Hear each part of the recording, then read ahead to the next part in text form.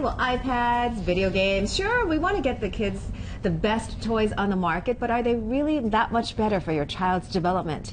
And with all this technology nowadays, how much screen time should kids be soaking up?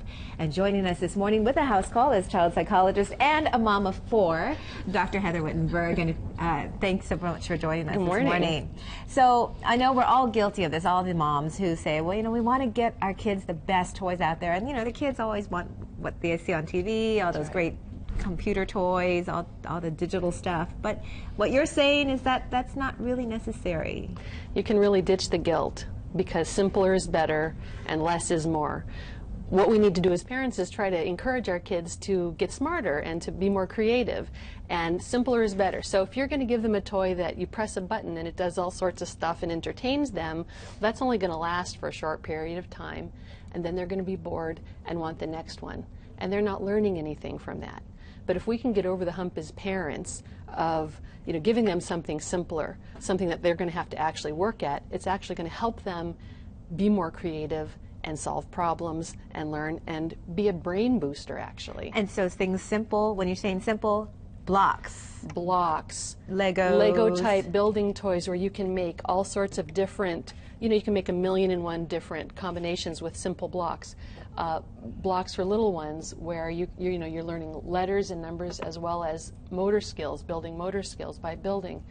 And of course, books. Sitting and reading together is one of the most powerful brain boosting activities that we know about. And crayons, you're saying, are also good. Crayons, coloring, molding clay, little people and little animals so that they can create little fun scenarios. And of course, running around outside. Of course, okay. And then, so the thing to keep in mind, simple is better. Absolutely, less is more.